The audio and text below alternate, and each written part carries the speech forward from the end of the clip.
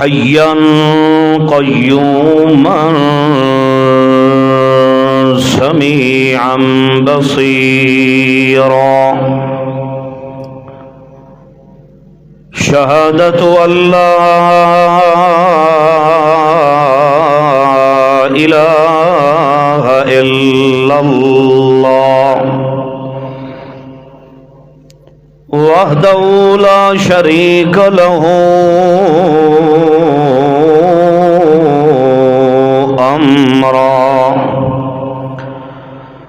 أمرا وعلما وقدرة وصنعة بالكمال ونشهد أن سيدنا وسندنا وإمامنا وإمام أعظمنا امام ائمتنا امام اعظمنا امام اتقانا اسعدنا اجدرنا انورنا اکبرنا محمد عبد الله ونبيه ورسوله أما بعد فأعوذ بالله من الشيطان الرجيم بسم الله الرحمن الرحيم وما يؤمن أكثرهم بالله إلا وهم مشركون سبحان ربك رب العزة عما يصفون وسلام على المرسلين والحمد لله رب العالمين.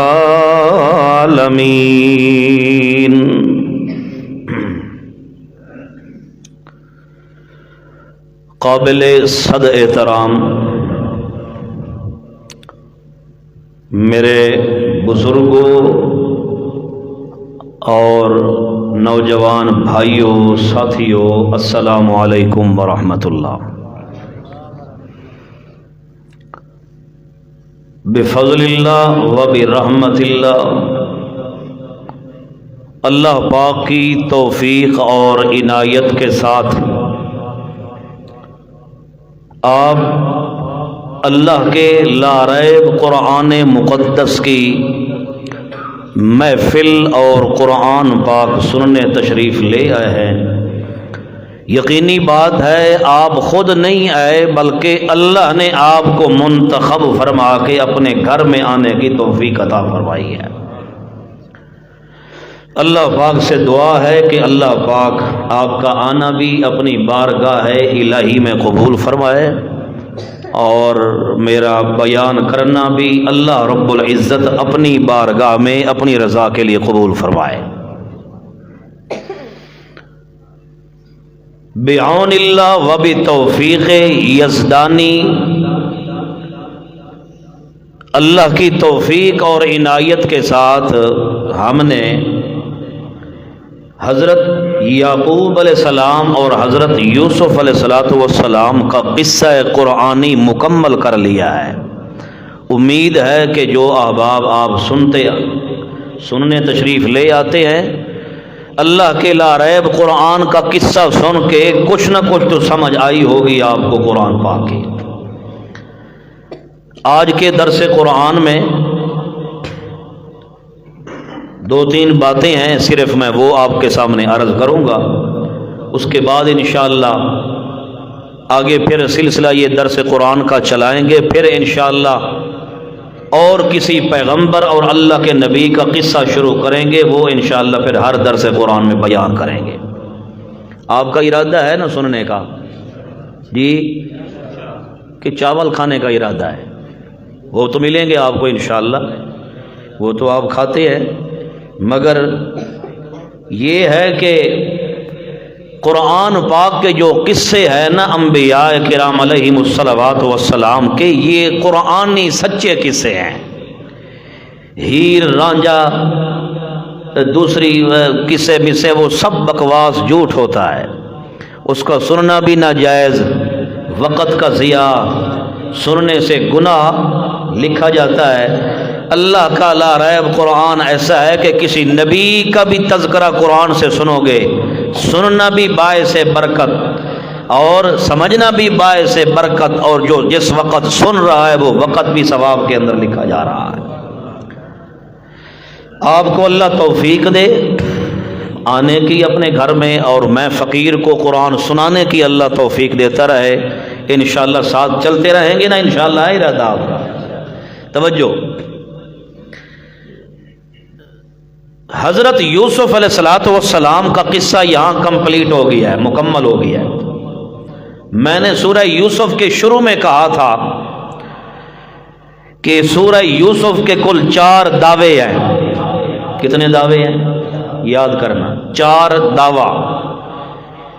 اور یہ قرآن پاک کا انداز ہے، اللہ نے جو قرآن میں دعویٰ فرمایا ہے بغیر دلیل کے بیان، دعویٰ سچا ہوتا وہی ہے جو بغیر دلیل کے بیان نہ کیا جائے، بلکہ دلیل کے ساتھ کیا جائے بیان، تب جا کے وہ دعویٰ کیا ہوتا ہے؟ سچا ثابت ہوتا ہے۔ جس دعویٰ پر دلیل نہیں، جس عقیدہ پر دلیل نہیں، جس مذہب اور جس مسلک پر دلیل نہیں ہے، براہین نہیں ہے، وہ عقیدہ بھی باطل، وہ نظریہ بھی باطل، وہ مسلک و مذہب بھی باطل۔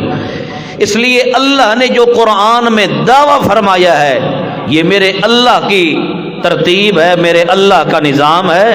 رب نے جو قرآن میں دعویٰ ذکر فرمایا ہے تو ساتھ دلائل بھی ضرور اللہ نے ذکر فرمائے۔ یہ اللہ نے مجھے اور آپ کو مسئلہ سمجھایا کہ کوئی ملا مولوی کوئی کسی بات کا دعویٰ کرے، اس سے دلائل مانگو۔ جب تک اپنے دعویٰ پر دلیل پیش نہ کرے اس مولوی اور پیر کو سچا کہنے کی اجازت نہیں ہے، کیونکہ دعویٰ بغیر دلائل کے ثابت نہیں ہوتا۔ سورہ یوسف کے 4 دعوے ہیں۔ نمبر 1، برکات دہندہ کون ہے؟ میرے ساتھ سارے بولو، میں ابھی آپ کی نیند اڑوا دوں گا، جلدی سے میرے ساتھ بولو گے تو میں انشاءاللہ آگے چلوں گا۔ نیند تو نہیں کر رہے، سستی نہیں ہو رہی آپ کو؟ ابھی چست ہو جائیں گے انشاءاللہ۔ پہلا دعویٰ سورہ یوسف کا، برکات دہندہ کون ہے؟ برکت دینے والا کون ہے؟ ساری برکتوں کے خزانے کس کے پاس ہیں؟ اللہ فرماتے ہیں یہ سورہ یوسف کا پہلا دعویٰ ہے۔ برکت دینے والا کون ہے؟ اللہ۔ نمبر 2، عالم الغیب ذات کون ہے؟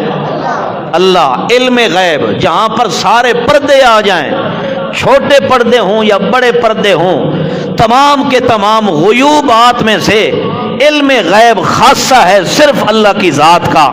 اللہ فرماتے ہیں سورہ یوسف کا دوسرا دعویٰ یہ ہے کہ علم غیب خاصہ خداوند قدوس ہے۔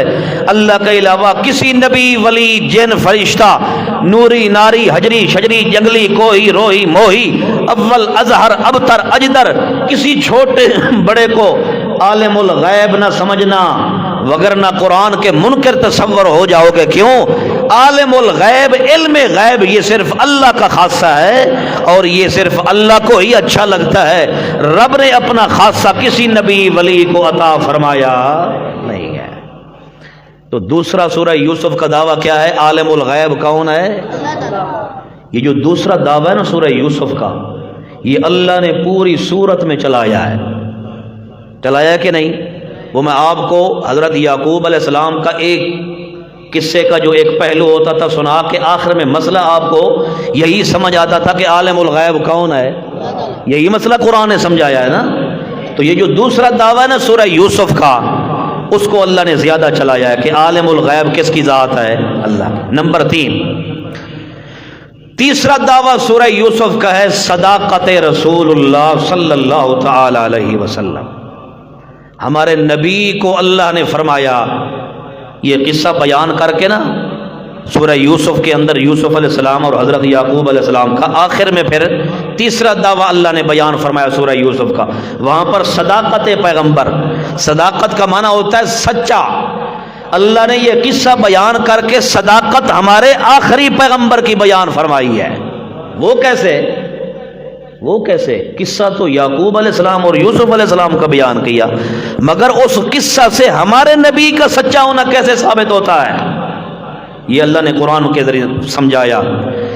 مشرکین نے اور یہودیوں نے سوال کیا تھا نا نبی پاک صلی اللہ علیہ وسلم سے، اگر آپ اللہ کے سچے پیغمبر ہیں تو یعقوب علیہ السلام کا ہمیں قصہ سنائیے، وہ کنان کہاں ہے اور مصر کہاں ہے؟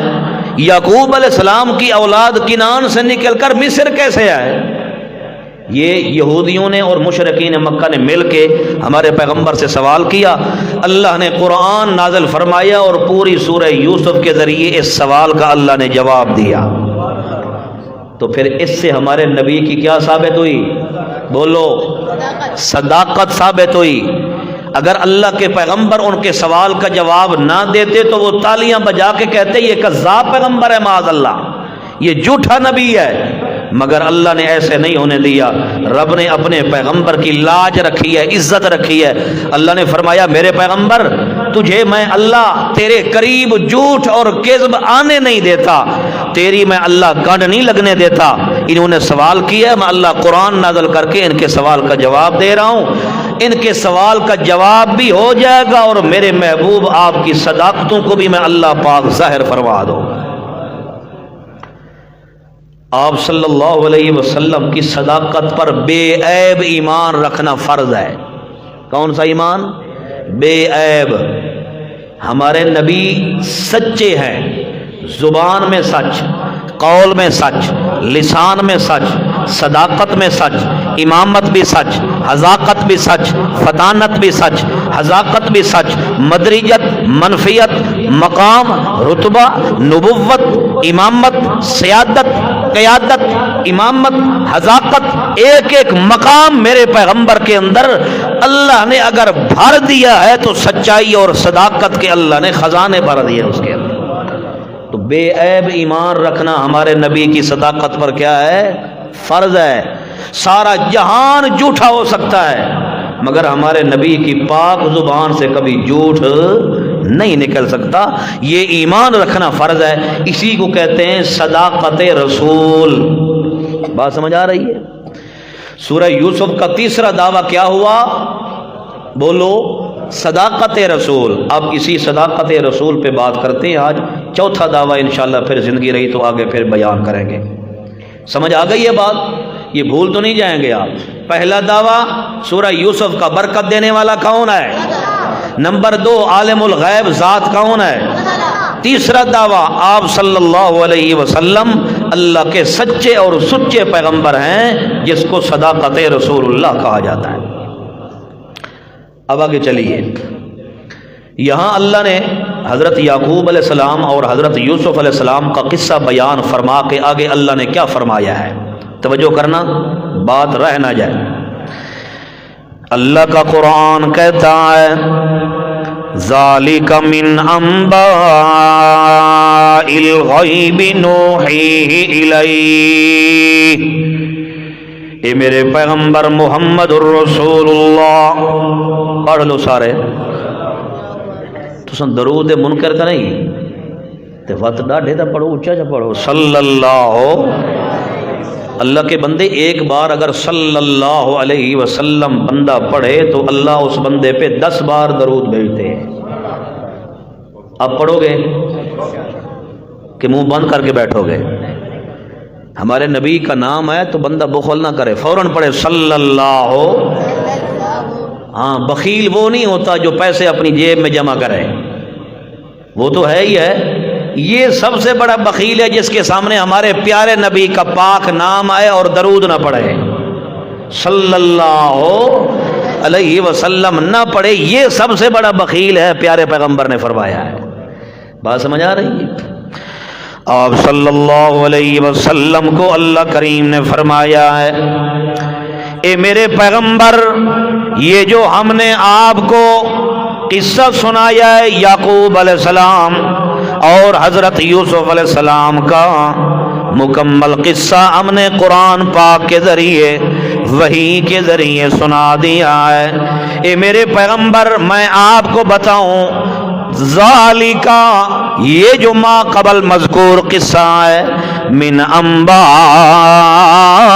الغیب، یہ غیب کی باتیں تھیں، غیب کی باتیں، غیب کی خبریں، یہ غیب کی باتیں تھیں نوحی الیک میرے محبوب امام الانبیاء محمد مصطفیٰ صلی اللہ علیہ وسلم آپ کو کبھی پتہ نہ چلتا، چونکہ آپ نہ غیب جانتے ہیں نہ غیب کی باتیں جانتے ہیں، ہے توجہ، اس لیے آپ کو کبھی پتہ نہ چلتا۔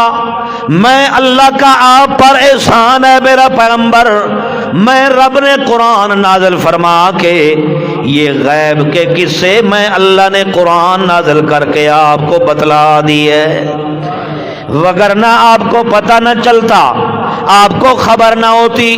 نوحی الیک ہم نے وحی کے ذریعے آپ کو یہ سارا قصہ سنا دیا ہے، یہ ہمارا آپ پر احسان بھی ہے میرا پیغمبر، اور آپ پر شفقت بھی ہے کہ اللہ نے وحی کے ذریعے آپ کو یہ سارا قصہ سنا دیا ہے۔ توجہ ہے، یہاں ایک بات سمجھیں، یہ قرآن پاک آپ کے سامنے ہے، لفظ ہے ذالک من انباء الغیب، کیا لفظ ہے؟ سارے پڑھ لو، کیا لفظ ہے؟ ذالک من انباء الغیب، سورہ یوسف کا آخری صفحہ ہے۔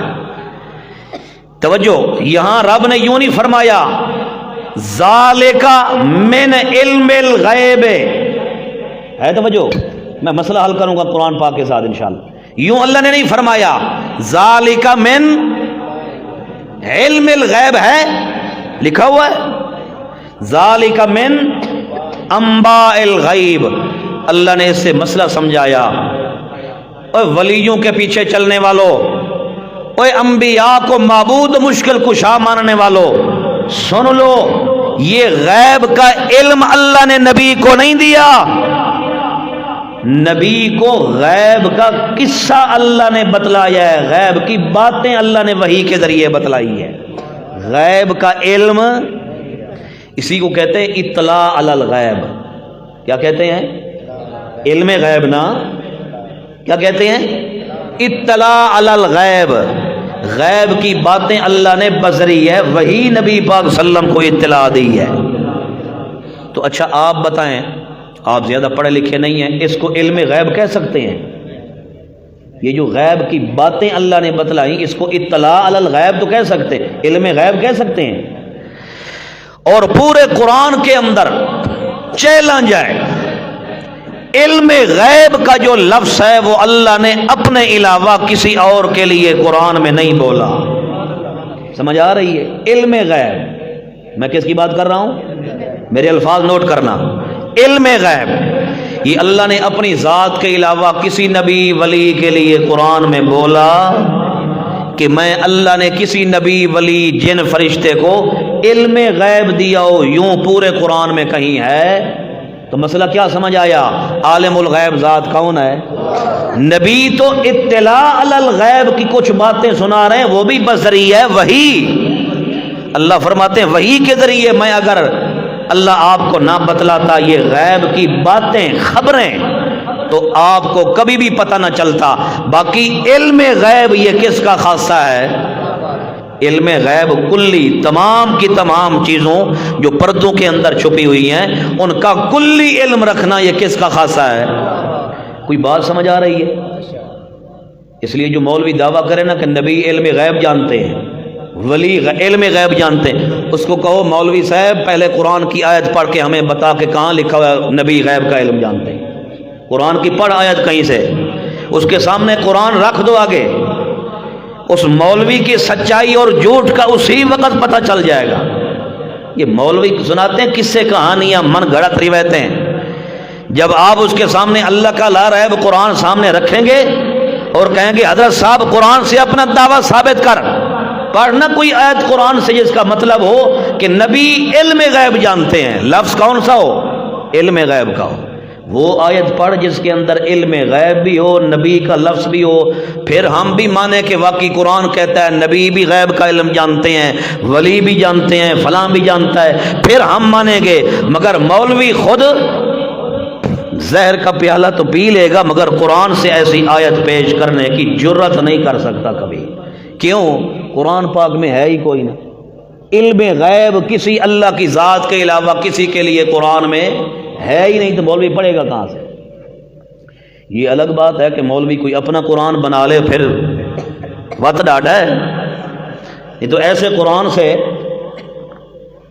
وہ مولوی ایک گیا نا، بلکہ حافظ قرآن، حافظ تو نہیں کہنا چاہیے، وہ گیا ایک دیہات کے اندر تراویح سنانے، رمضان، ابھی رمضان المبارک آنے والا ہے نا، وہ تراویح سنانے گیا، جس علاقے میں گیا نا تراویح سنانے، جس مسجد میں، وہاں آس پاس سارے بلوچ رہتے تھے، بلوچ قوم تھی، تو اس حافظ صاحب نے جہاں سے اس کو قرآن آتا تھا آگے پیچھے بس ادھر ادھر کی مار کے تراویح سناتا رہا۔ کچھ دن گزر گئے، بلوچ تھے، انہوں نے کہا حافظ صاحب ہم نے اپنے وڈیروں سے سنا ہے کہ ہمارے بلوچوں کا ذکر بھی قرآن میں ہے۔ وہ حافظ صاحب پھنس گیا، وہ بیچارے کو پورا قرآن نہیں آتا تھا، ادھر سے انہوں نے کہہ دیا بھی ہم ہیں بھی بلوچ اور ہم نے سنا ہے ہمارا ذکر قرآن میں، بلوچوں کا ذکر قرآن میں آتا ہے۔ وہ ہوں اگے نہ کریں تے سیدھی مطلب کوئی فیر انہوں کو مارے نہ سیدھا حافظ صاحب کو، تو اڈیا ونجیا، وہ نہ بھی نہیں کر سکتا تھا، اور ہاں کرتا ہے تو اس کو خود بھی پتہ نہیں کہ قرآن میں کہاں بلوچ کا ذکر ہے۔ اب چپ کر کے کہتا ہے ہاں آ جائے گا تراویح میں کبھی ذکر۔ تو ایک دن خود کھڑا ہوا تراویح پڑھا رہا ہے، سورہ رحمان پڑھ رہا تھا، پڑھتے پڑھتے اس کو بس ایسے ہی سوجی بات، فَبِأَيِّ آلَاءِ رَبِّكُمَا تُكَذِّبَانِ پڑھ کے آگے کہتا ہے البلوچ والبلوچستان فَبِأَيِّ آلَاءِ رَبِّكُمَا تُكَذِّبَانِ۔ سمجھ آئی؟ البلوچ والبلوچستان فَبِأَيِّ آلَاءِ رَبِّكُمَا تُكَذِّبَانِ۔ تو اس طرح کا مولوی کوئی اگر اپنی طرف سے آیت کوئی ایسی بنا کے سرے پنجابی کی گھسیڑ دے تو الگ بات ہے۔ علم غیب پر قرآن پاک کے اندر اللہ کے علاوہ کسی نبی ولی کے بارے میں علم غیب پر آیت نہیں ہے۔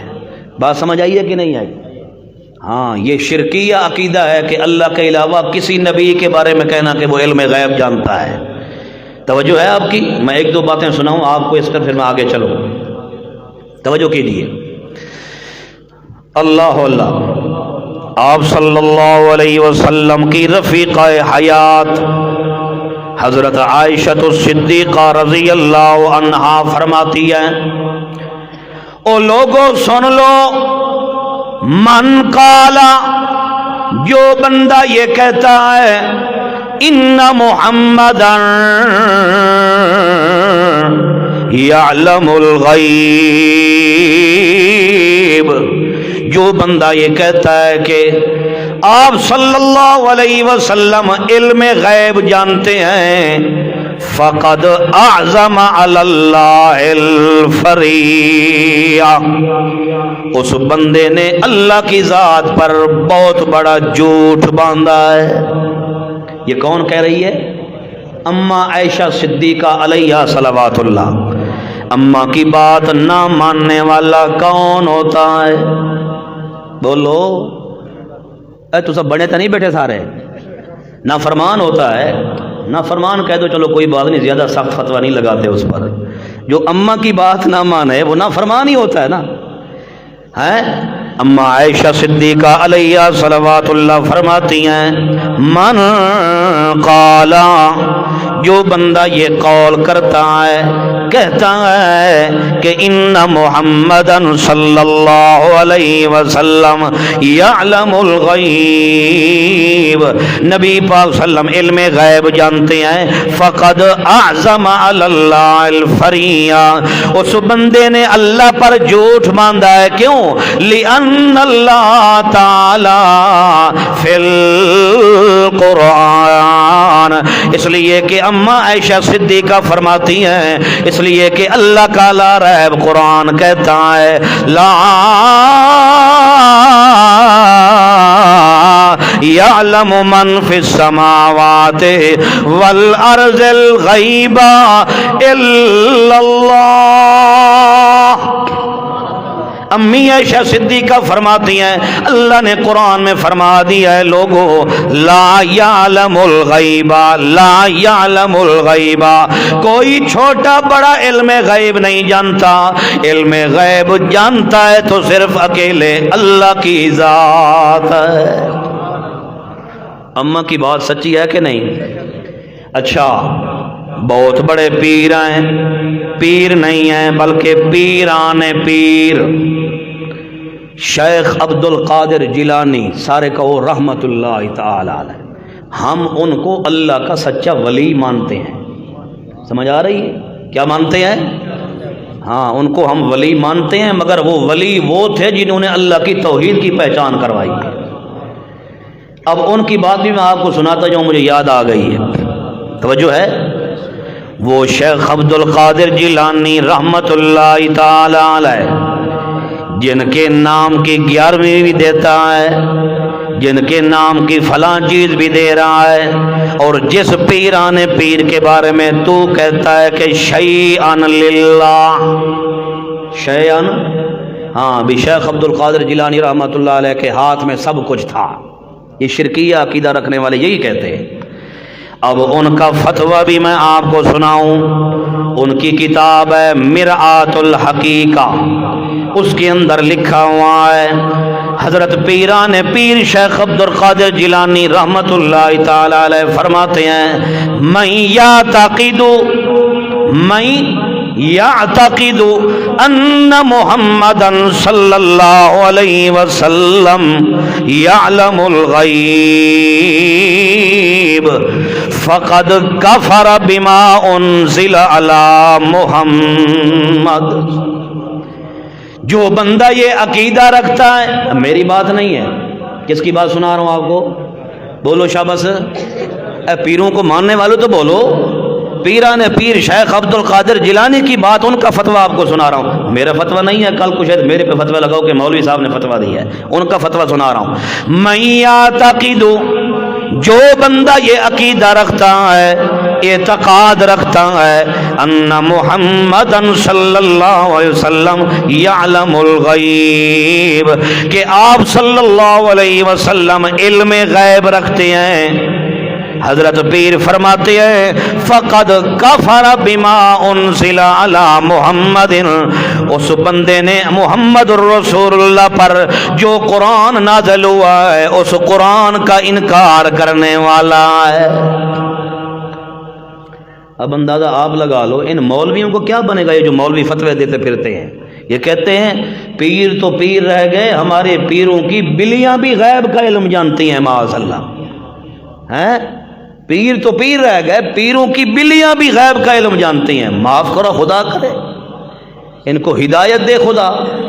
یہاں تو قرآن کہتا ہے لا یعلم، کوئی نہیں غیب کا علم جانتا، یہ کہتا ہے نہیں ہو جناب حضرت صاحب ہونی رہ گئے، انہوں نے تو بلیاں بھی غیب کا علم جان دیا۔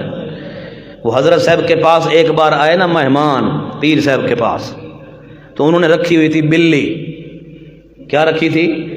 جو پیر ہوتے ہیں نا، پیر گدی نشین، یہ سارے ان کو دیکھ لو، کسی نے کتے رکھے ہوتے ہیں، کسی نے بلیاں، کسی نے باندر، کسی نے کیا، کسی نے کیا، یہ پیروں کا کام یہی ہوتا ہے نا۔ اس نے جی بلی رکھی ہوئی تھی، مہمان آئے،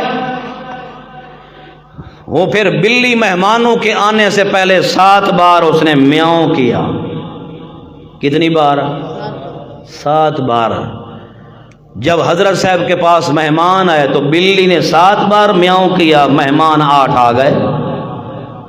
وہ مریدوں نے، جو باقی مرید تھے وہاں پر رہنے والے، انہوں نے کہا حضرت صاحب، پیر صاحب، فلاں صاحب، جو بھی صاحب ہیں آپ کی بلی جو ہے نا بڑی کوئی الو کی پٹھی ہے، اس کو آپ نے پہچان نہیں کروائی، آپ کے پاس رہتی ہے، یہ اس نے 7 بار میاؤں کیا ہے، مہمان آپ کے 8 آ گئے ہیں، یہ کیا ماجرا ہے؟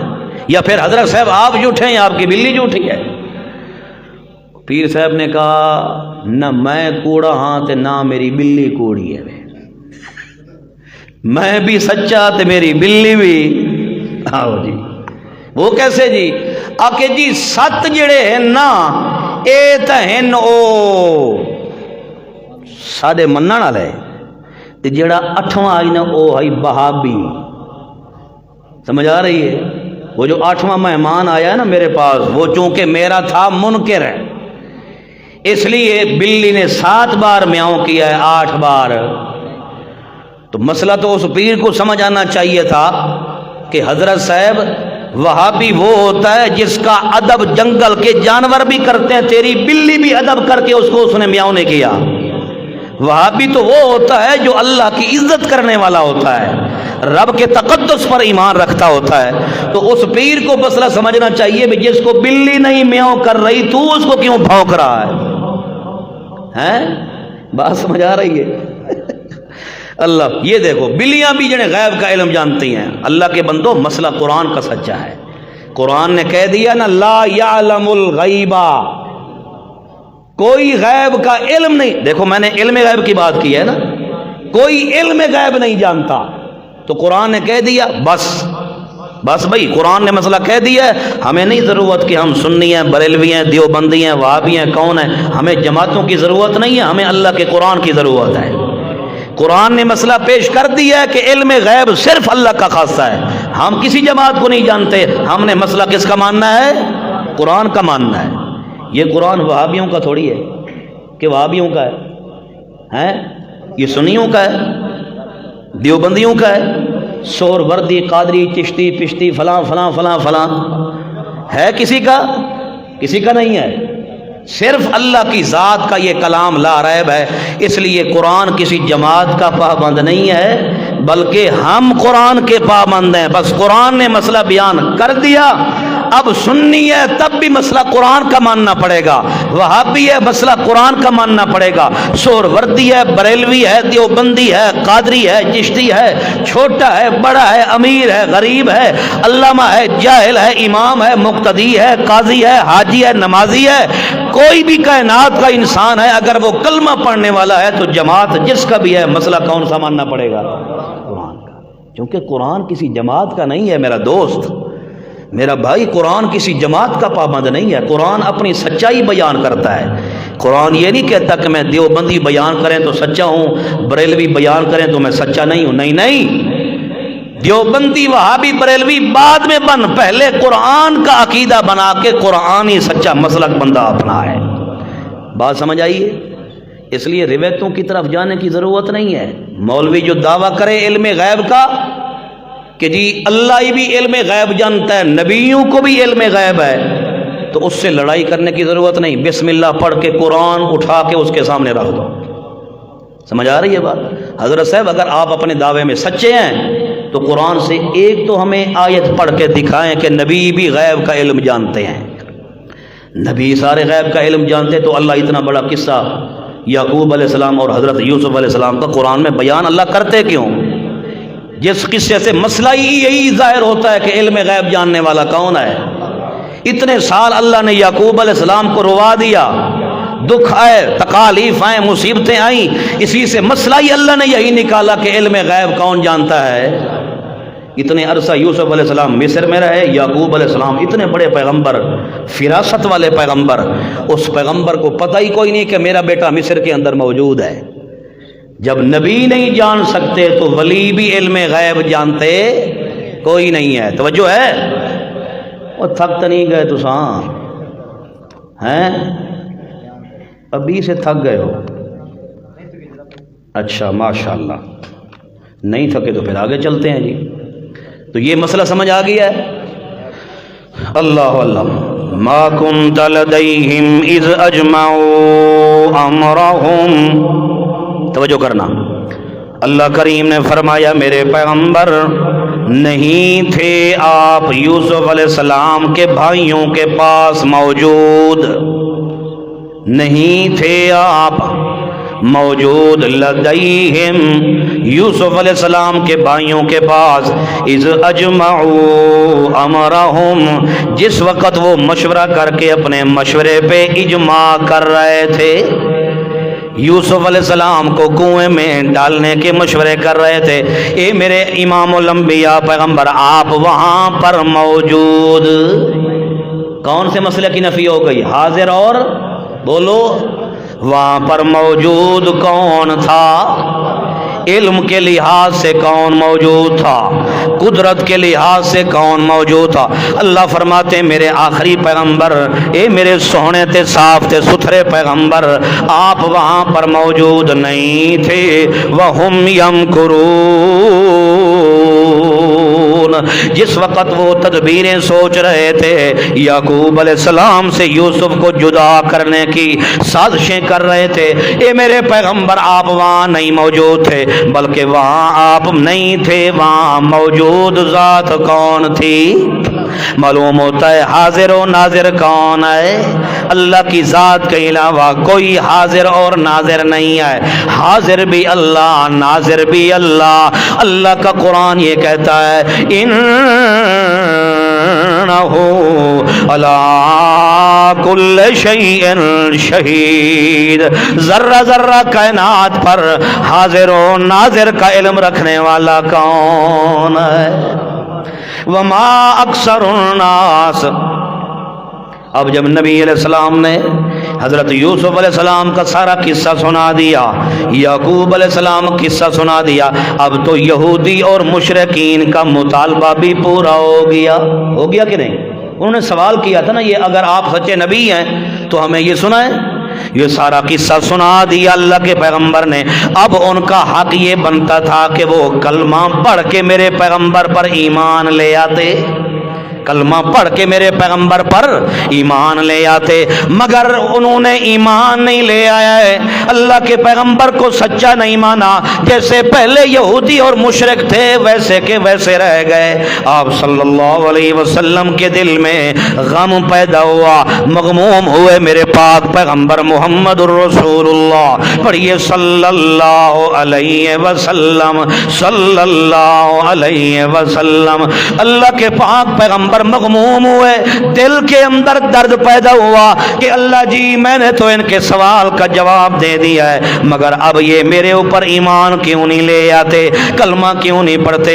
اللہ کریم نے جواب دیا میرے پیغمبر ما اکثر الناس ولو حرصت بمؤمنین،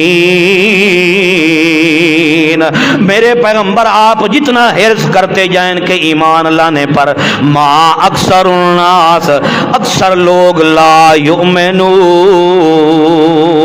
اکثر بے ایمان رہ جائیں گے، ایمان لے آنے والے قلیل اور تھوڑے ہوں گے میرا پیغمبر۔ ما یؤمن اکثرهم باللہ الا وهم مشرکون، ایمان اکثر خالص اللہ کے ساتھ قلیل بندے لے آئیں گے، زیادہ ایمان کا دعویٰ کرنے والے اکثر مشرک ہوں گے۔ بات سمجھ آ رہی ہے؟ یہ دیکھو قرآن کہہ رہا ہے ما اکثر الناس ولو حرصت بمؤمنین، اس سے 2-3 آیاتیں آگے آتا ہے ما یؤمن اکثرهم باللہ الا وهم مشرکون۔ اللہ کریم نے فرمایا تو نہ گھبرا میرے پیغمبر محمد الرسول اللہ، اگر یہ ایمان نہیں لے آتے تو آپ کے اختیار میں نہیں ہے ایمان قبول کروانا، آپ کے اختیار میں، میرے پیغمبر آپ کے اختیار میں ہوتا تو آپ تو اپنے چچا ابو طالب کو بھی کلمہ پڑھوا دیتے، پڑھواتے کہ نہیں؟ مسلم شریف، نبی پاک صلی اللہ تعالی علیہ وسلم ابو طالب کے پاس جا کے کھڑے ہوئے ہیں، سارے قریشیوں کے سردار بڑے بڑے، عتبہ ہے، شیبہ ہے، باقی سردار بھی ابو طالب کے پاس بیٹھے ہوئے ہیں، آخری وقت ہے ابو طالب کا، نبی پاک صلی اللہ تعالی علیہ وسلم جا کے اپنے چچا کے سر کی جانب کھڑے ہو گئے اور کہنے لگے میرے چچا یا عم، اے میرے چچا جان، قل، اے میرے چچا زبان سے پڑھ لے کیا لا الہ الا اللہ، کلمہ پڑھ لے میرا چچا، احاج لک بہا عند اللہ یوم القیامہ۔ اے میرا چچا تو تھوڑی آواز سے، آہستہ آواز میں اپنی زبان کو حرکت دے کے، میں پیغمبر کے کانوں تک آواز ہے، اتنا تو پڑھ لے، دن قیامت کے میں خود اللہ کے سامنے خود لڑ جھڑ کے، اللہ کے سامنے بحث مباحثہ کر کے، اللہ کے سامنے سفارش کر کے تجھے جنت میں لے جاؤں گا۔ مگر نبی بے بس ہے۔ نبی علیہ السلام نے یوں فرمایا، آگے چچا نے کیا جواب دیا؟ مسلم شریف صحیح حدیث کی کتاب ہے، مسلم بخاری شریف کے بعد مسلم شریف ہے۔ چچا نے آگے جواب دیا ہے، اے بھتیجا اخترت النار علی العار، اے بھتیجا واقعی تو سچا ہے، مگر میں کلمہ نہیں پڑھتا۔ کیوں؟ اب میں کلمہ پڑھنے لگ جاؤں تو سارے سردار کیا کہیں گے، ساری برادری کیا کہے گی کہ موت کے ڈر کی وجہ سے اتنا بڑا سردار ہو کے کلمہ پڑھ رہا ہے، اس لیے مجھے جہنم کی آگ تو پسند ہے مگر میں کلمہ نہیں پڑھتا۔ اللہ اللہ۔ اب آپ فیصلہ کریں، نبی کے سامنے ان کا چچا ہے، جب وہ خود کہہ رہا ہے اخترت النار علی العار، میں آگ، مجھے نار تو پسند ہے مگر میں کلمہ پڑھ کے اپنی ناک نہیں کٹوانا چاہتا برادری ساری کی۔ اب وہاں ہمارے امام الانبیاء پیغمبر کیا کر سکتے تھے؟ کیونکہ کلمہ پڑھانا یہ جبری طور پہ نہیں ہوتا، سمجھ آ رہی ہے؟ کسی کو زور جبرن مجبور کر کے کلمہ نہیں پڑھایا جاتا۔ لا اکراہ فی الدین، دین کے اندر اخلاق ہیں، دین سے، اسلام سے متاثر ہو کے غیر مسلم خود کلمہ پڑھنے پہ مجبور ہو جائے گا، لیکن کسی کو جبری طور پہ کلمہ نہیں پڑھایا جا سکتا۔ نبی پاک صلی اللہ تعالی علیہ وسلم کیا کرتے؟ آپ صلی اللہ علیہ وسلم بے بس ہیں، مجبور ہیں، آنکھوں مبارک سے آنسو ٹپکنے لگ گئے کہ میرے چچا نے میرا دفاع بھی کیا ہے، ابو طالب نے دفاع بھی کیا ہے، برادری کے لحاظ سے، خون کے لحاظ سے دفاع تو کیا ہے، مگر اسلامی لحاظ سے میرا دفاع یہی ہے کہ کلمہ پڑھتے میرا چچا میرا امتی بن جاتا۔ یہ تو مسلمان نہیں ہوا، میرا ہے تو چچا مگر بنے گا جہنم کی ایندھن، جہنم کا بالن بنے گا۔ مجبور ہے نبی پاک صلی اللہ علیہ وسلم، آنکھوں سے آنسو مبارک گرنے لگے۔ اللہ کریم نے فوراً قرآن نازل فرما دیا، اللہ نے فرمایا انک لا تہدی من احببت ولکن اللہ یہدی من یشاء وَهُوَ عَالَمُ بِالْمُهْتَدِينَ۔ اے میرے پاک پیغمبر محمد الرسول اللہ، آپ کا شان بھی اعلیٰ ہے، آپ کا مقام بھی اعلیٰ ہے۔ اے میرے پیغمبر آپ کا چہرہ بھی اعلیٰ ہے، آپ کے چہرے مبارک سے گرنے والے آنسو بھی اعلیٰ ہے میرا پیغمبر، مگر میرا سونا پاک پیغمبر انک لا تہدی، جس کو آپ پسند کریں آپ اس کو ہدایت نہیں دے سکتے۔ کون دینے والا ہے؟ ولیکن اللہ یہدی من یشاء، ہدایت دینے والا وہ ہے جو اوپر کھڑا ہوا ہے، جو اوپر ذات ہے اللہ، وہ ہدایت دینے والا ہے، وہ ہر کسی کو نہیں دیتا، من یشاء اس کو دیتا ہے جس کے دل میں ہدایت کی تڑپ ہو، ہدایت کا جذبہ ہو، انابت کا درجہ ہو، شوق ہو، جستجو ہو، مجاہدہ کرنے والا ہو کہ اللہ مجھے ہدایت کا راستہ مل جائے، وہ ذات اسی کو ہدایت دیتی ہے۔ میرے پیغمبر آپ کے ہاتھ میں ہدایت دینا نہیں ہے، آپ مغموم نہ ہو۔ یہ جو لوگ ایمان نہیں لے آتے، نہ لے آئے میرا پیغمبر، آپ نے تو اپنا فریضہ پورا کر دیا ہے، آپ نے تو وہاں تک اپنا فریضہ نبوت والا پہنچا دیا ہے۔ اب کوئی ایمان لے آتا ہے تو لے آئے، کوئی نہیں لے آتا تو نہ لے آئے۔ سواء علیہم اانذرتہم ام لم تنذرہم لا یؤمنون۔ تیرا تو کام ہے خوشخبری سنا دینا جنت کی ان لوگوں کو جو ایمان لے آئے، اور جو ایمان نہیں لے آئے ان کو جہنم سے ڈرانا، انذار کرنا، یہ تیرا کام ہے میرا پیغمبر۔ اب جو کوئی ایمان نہیں لے آتا تو لا یؤمنون، وہ نہ لے آئے ایمان، آپ کا کوئی نقصان نہیں ہے۔ اس لیے حضرت بلال رضی اللہ تعالی عنہ بڑے خوش ہوتے تھے کہ یا اللہ تیرا شکر ہے تو نے ہدایت والا معاملہ اپنے قبضے میں رکھا ہے، وگرنہ نبی کے اختیار میں ہوتا تو نبی تو پہلے اپنے رشتہ داروں کو ہدایت کلمہ پڑھواتے۔ ہم جیسے حبشی بلال کو کون پوچھتا غریب کو؟ اللہ تیرا شکر ہے تو نے ہدایت اپنے قبضے میں رکھی ہے۔ او کہاں حبشے سے چلا کے غریب حبشی، رنگ کا بالکل سیاہ کالا، بولتا ہے تو بات سمجھ نہیں آتی، ہونٹ بالکل سیاہ کالے ہیں، مگر تقدس اتنی بلند بنا ہے کہ کون سے علاقے سے چلا کے اللہ نے ہدایت دوا کے پیارے پیغمبر کا غلام بنا دیا ہے۔ ہدایت کس کے قبضے میں ہے؟ نبی نہیں دے سکتا تو اور کون ولی ہے، امام ہے جو لوگوں کو پکڑ کے ہدایت کے راستے پہ چڑھا دے؟ انبیاء کی طرح مسئلہ صاف صاف سنانا کیا ہوتا ہے؟ ضروری ہوتا ہے، باقی ہدایت دینا کس کے قبضے میں ہے؟ اللہ کے اختیار میں ہے۔ اس لیے نبی پاک صلی اللہ علیہ وسلم غمگین ہوتے تھے۔ اللہ فرماتے میرے پیغمبر آپ پریشان نہ ہوں، آپ نے تو اپنا فریضہ پورا ادا کر دیا ہے، اب جو کوئی ایمان نہیں لے آتا تو نہ لے آئے، مگر آپ نے تو اپنا فریضہ قرآن والا سنا دیا ہے، مکمل کر دیا ہے۔ مگر اب حقیقت کیا ہے؟ اللہ نے فرمایا وما یؤمن اکثرهم باللہ الا وهم مشرکون۔ اللہ فرماتے ہیں حقیقت یہ ہے کہ لوگ اللہ اللہ بھی کرتے ہیں، اللہ کو بھی مانتے ہیں، شرک بھی، یہ اصل حقیقت ہے۔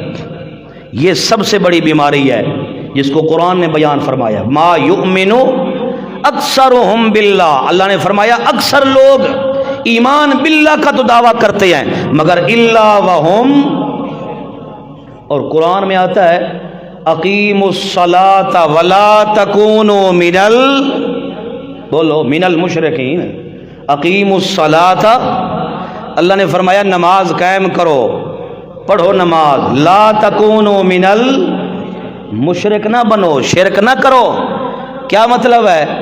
یعنی نماز ایمان کی حالت میں پڑھو، شرک کی حالت میں نماز پڑھنے کا فائدہ، ہاں اقیموا الصلاۃ، نماز پڑھو، عبادت کرو، لا تکونوا، شرک کی حالت میں نہ کرنا، وگرنہ نماز قبول نہیں، روزہ بھی نہیں، حج بھی نہیں، کوئی عبادت شرک کی وجہ سے اللہ قبول نہیں فرما۔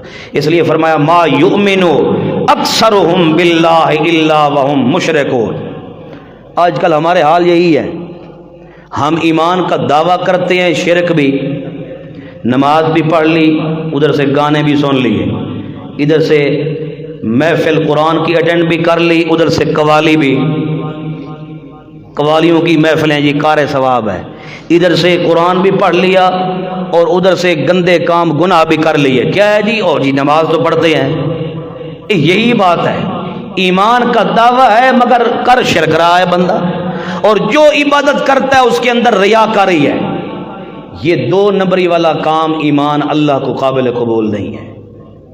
جہاں بھی چلنا ہے بندہ خالص ہو کے چل لے، یا بالکل مجرم بن جائے، بات سمجھ آ رہی ہے؟ یہ بالکل اللہ کا نافرمان کھلا بن جائے، اور یا ایمان کا دعویٰ کرنا ہے تو پھر ساری چیزیں چھوڑ کے ایمان کی طرف آنا پڑے گا نا۔ یہ دو نمبری والا جو راستہ ہے یہ اللہ تعالیٰ کو پسند نہیں ہے۔ ادھر اللہ اللہ بھی کر لیا اور ادھر سے شرک بھی کر لیا، ادھر سے اللہ اللہ بھی کر لیا، حرام بھی کھا لیا، ادھر سے عبادت بھی کر لی، سود کا کام بھی کر لیا، ادھر سے نماز اللہ اللہ ہو کے زور بھی لگا لیا، لوگوں کا حق اور یتیموں کا حق بھی کھایا، یا بیٹیوں کا بیٹوں کا حق بھی کھا گیا، ادھر سے حاجی نمازی قاضی سارا کچھ کرتا رہا اور لوگوں کے سارے حقوق العباد ہڑپ کر گیا۔ تو پھر ایسی نماز، حج، زکوٰۃ، یہ عبادتیں کرنے کا کوئی فائدہ ہے؟ اس لیے قرآن اسی پہ زور دیتا ہے، ایمان باللہ کا اگر دعویٰ کرنا ہے تو پھر اسی لائن پہ کھڑا ہونا پڑے گا بس، اور اگر کوئی اور لائن پہ جانا ہے تو پھر تمہاری مرضی ہے، اس لائن پہ چلو، لیکن دونوں لائنوں پہ ایک صراط مستقیم توحید والا راستہ اور ایک شرک والا راستہ، دونوں پہ چلے اور بندہ کہے میں مخلص ایماندار ہوں، ایسا کبھی نہیں ہو سکتا۔ اس لیے قرآن کہتا ہے ما یؤمن اکثرهم باللہ الا وہم مشرکون، اکثر ایمان کا دعویٰ کرنے والے شرک کرتے ہیں۔ اور حدیث پاک میں کیا آتا ہے؟ نبی پاک صلی اللہ تعالی علیہ وسلم نے صحابہ کرام کو ایک مرتبہ بیان کرتے ہوئے فرمایا تھا کہ مجھے تمہارے اوپر، خطاب تو صحابہ کو تھا پر سنایا پوری قوم امت کو ہے نبی علیہ السلام، کیونکہ صحابہ شرک نہیں کر سکتے۔ نبی علیہ السلام نے فرمایا مجھے میری امت کے اوپر میرے دنیا سے جانے کے بعد اور میرے بعد خوف اور خطرہ جو ہے اسی بات کا ہے کہ اس کے اندر شرک زیادہ پھیل جائے گا۔ اللہ کے پیغمبر نے خود فرمایا، اور شرک کے اندر زیادہ جو فرمایا شرک اصغر ہے۔ شرک اکبر کو تو ہر کوئی جانتا ہے نا، کہ اللہ کی ذات اور صفات میں کسی کو شریک، یہ شرک اکبر ہے، اللہ کی ذات و صفات میں کسی کو شریک کرنا، یہ شرک اکبر ہے۔ نبی علیہ الصلوۃ والسلام نے حدیث میں جو فرمایا ہے وہ شرک اصغر کے بارے میں خوف کا خطرہ فرمایا ہے، کیونکہ شرک اکبر کو تو ہر کوئی جانتا ہے کھلے عام۔ یہ جو چھوٹا شرک ہوتا ہے اس کو چھوٹا نہ سمجھنا، یہ بھی شرک اسی جیسا جیسے شرک اکبر ہے۔ شرک ہونے میں تو دونوں برابر ہے نا، وہ بھی شرک ہے یہ بھی کیا ہے۔ تو شرک اصغر کیا ہوتا ہے؟ یہ جو ہم عبادت کرتے ہیں نا، نماز ہے، روزہ ہے، زکوٰۃ ہے، عبادت کوئی بھی اسلام کی ہے، جب اس میں ریاکاری پیدا ہو جائے تو اس وقت شرک اصغر شروع ہو جاتا ہے۔ بات سمجھ آ رہی ہے؟ یہ شرک کیا ہے؟ من صلی یرائی فقد اشرک، جس نے نماز دکھلاوے کے لیے پڑھی اس نے کیا کیا؟ شرک اصغر ہے۔ لوگوں کو دکھانے کے لیے نماز پڑھ رہا ہے، یہ شرک کر رہا ہے۔ جتنی بڑا نمازی ہے، چھٹے بٹن سے نیچے داڑھی ہے اس کی، دکھاوے کے لیے کر رہا ہے، شرک ہے، کوئی عبادت قبول نہیں۔ ایمان باللہ کا دعویٰ تو ہے مگر عبادت کوئی بھی اللہ کے ہاں قبول نہیں۔ کیوں؟ ما یؤمن اکثرهم باللہ الا وہم، شرک جہاں بھی آ گیا، شرک اصغر ہو یا اکبر ہو، وہاں پر نہ ایمان باقی بچتا ہے نہ کوئی عمل میرا دوست باقی بچتا ہے، ایمان بھی ضائع ہو جاتا ہے اور تیرا میرا عمل بھی شرک کی وجہ سے سارا۔ اللہ سے دعا ہے اللہ پاک ہم سب کو شرک اکبر سے بھی محفوظ فرمائے، شرک اصغر سے بھی۔ اس لیے قرآن کہتا ہے شرک سے بچ جاؤ، یہی تو سب سے بڑی بیماری ہے۔ اللہ بھی عالم الغیب، نبی بھی، یہ شرک نہیں ہے، یہ شرک اکبر ہے۔ اللہ والے کمال، اللہ والی صفتیں غیر میں ماننا، یہ کیا ہے؟ شرک اکبر ہے۔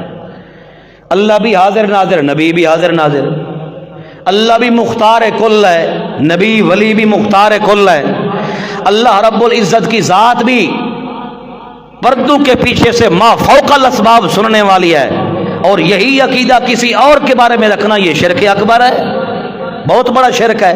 اس لیے قرآن کہتا ہے ما یؤمن اکثرهم باللہ الا وہم مشرکون، ایمان باللہ کا بھی دعویٰ ہے لیکن ساتھ شرک بھی کر رہا ہے، تو ایسا ایمان اللہ کے ہاں قابل قبول نہیں ہے۔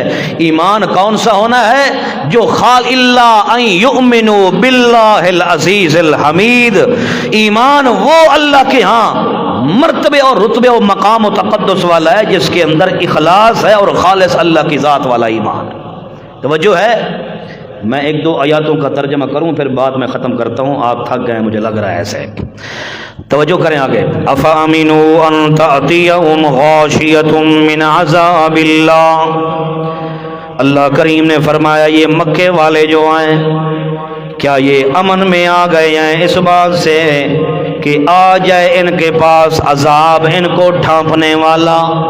یہ جو میرے پیغمبر کا انکار کر کے امن میں رہ رہے ہیں، نہیں نہیں، امن میں نہ رہیں، کبھی بھی اللہ کا عذاب ان کو لپیٹنے والا آ سکتا ہے۔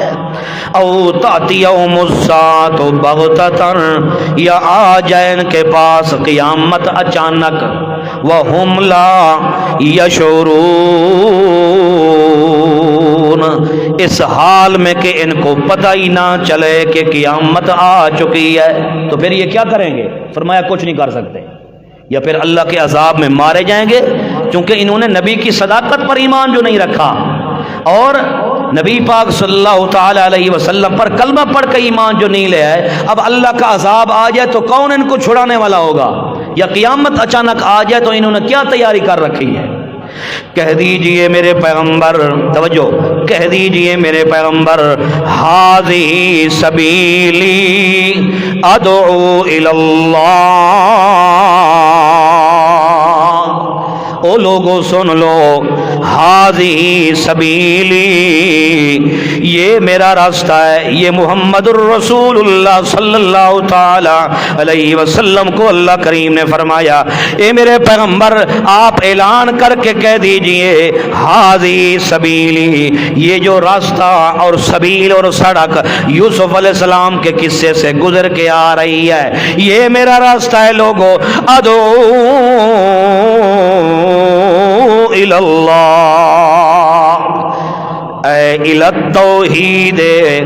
اللہ کے پاک پیغمبر نے فرما دیا ہے یہ میرا راستہ ہے، کون سا؟ کہ برکت دینے والا میرا اللہ پاک ہے، اور ذرہ ذرہ کائنات کا علم غیب جاننے والا میرا اللہ پاک ہے، یہ بھی میرا یہی راستہ ہے، یہی میں آخری پیغمبر کا مسلک ہے، جو مسئلہ یوسف علیہ السلام نے جیل کے اندر رہ کے بھی بیان فرمایا ہے، میں پیغمبر بھی آخری وہی مسئلہ بیان کرنے والا ہوں۔ یوسف علیہ السلام نے بند کوٹھڑی کے اندر، جیل کے بند دروازوں کے اندر بھی رہ کے بھی اللہ کی توحید سنائی ہے، اور یہی کہا ہے کہ لوگوں برکت دینے والا کون ہے اور ذرہ ذرہ کائنات کا علم غیب رکھنے والا کون ہے۔ میں پیغمبر بھی یہی سنا رہا ہوں، یہی قرآن سنا کے، توحید سنا کے لوگوں کو ادعو الی اللہ، میں اللہ کی طرف بلاتا ہوں، اپنی طرف نہیں بلاتا، میں اپنی دکان نہیں چمکاتا، میں اللہ کی توحید کی طرف بلاتا ہوں، رب کی سور و پکار کی طرف بلاتا ہوں۔ میں پیغمبر کا مشن یہ ہے، میں لوگوں سے کہتا ہوں ان کو سجدہ نہ کرو، سجدہ کرنے کے لائق ذات کون ہے؟ ادعو الی اللہ،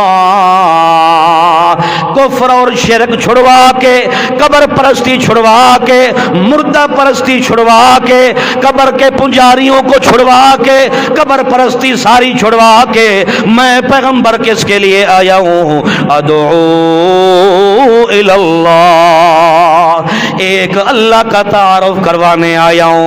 میں پیغمبر بھی آخری ہوں، میرا خطاب بھی آخری ہے، میرا بیان بھی آخری ہے، میری زبان بھی آخری ہے، میرا قرآن بھی آخری ہے، میری لسان بھی آخری ہے، میرا قول بھی آخری ہے، اس لیے میں پیغمبر بھی آخری ہوں۔ اس آخری پیغمبر میں اللہ کی تعریفیں کر رہا ہوں۔ لوگوں دنیا والے معبود نہیں ہیں، دنیا والے مشکل کشا نہیں ہیں، قبر والا کوئی نہیں سنتا جانتا، قبر والے معبود نہیں ہے، علی حجویری داتا نہیں ہے، کوئی لاہور والا آقا مولا داتا نہیں ہے۔ اللہ کے پیغمبر کیا فرما رہے ہیں؟ ادعو الی اللہ، سارے کمالات کا مالک ہے تو وہ ہے جو اللہ ہے۔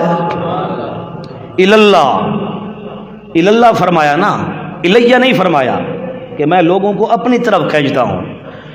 میرے اور آپ کے مولوی تو اپنی جماعت کی طرف کھینچتے ہیں، وہ کہتا ہے ادھر آ، 4 قدم آگے جاؤ اور مولوی کھڑا، وہ کہتا ہے نہیں اس کو چھوڑ میرے پیچھے آ، آگے جاؤ کو پیر، وہ کہتا ہے پچھلے 10 مولویوں کو چھوڑ میرے پیچھے آ۔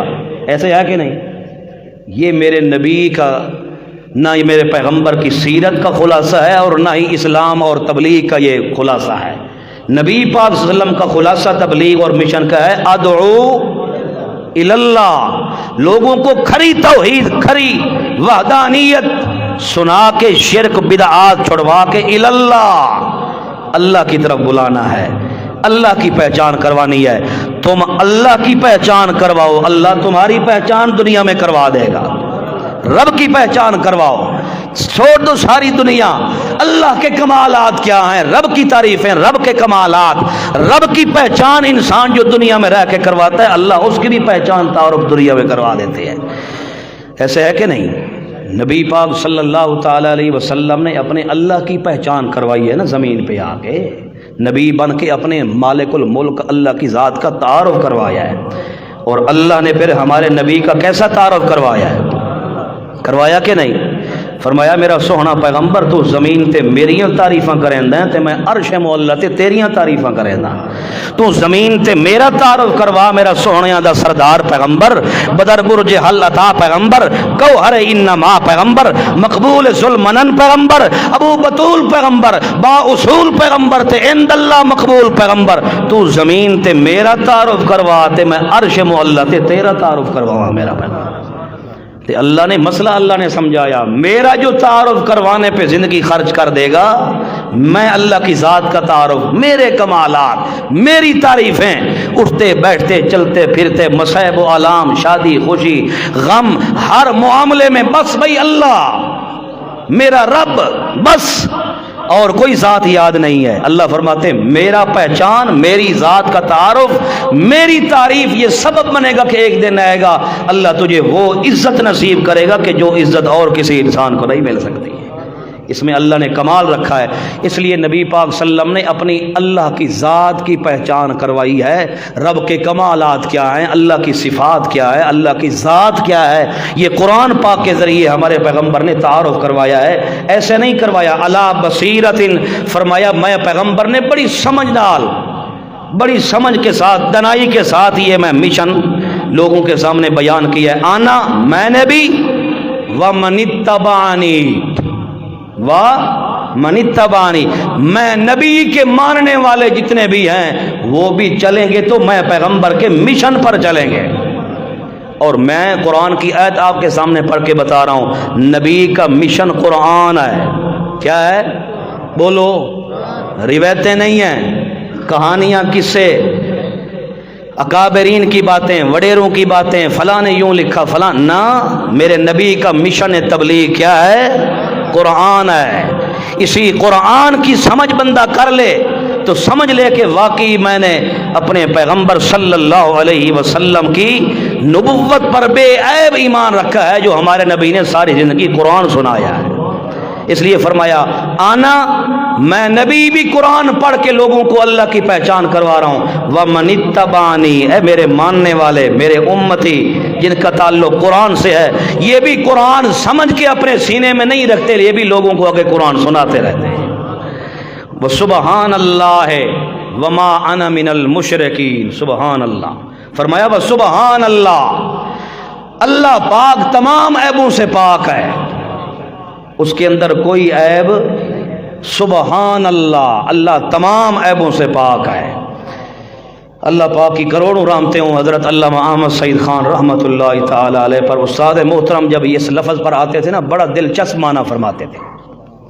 استاد محترم فرماتے سبحان اللہ ہے, اس کا یہ معنی ہے کہ اللہ تو کسی جیسا نہیں, کوئی تیرے جیسا نہیں ہے.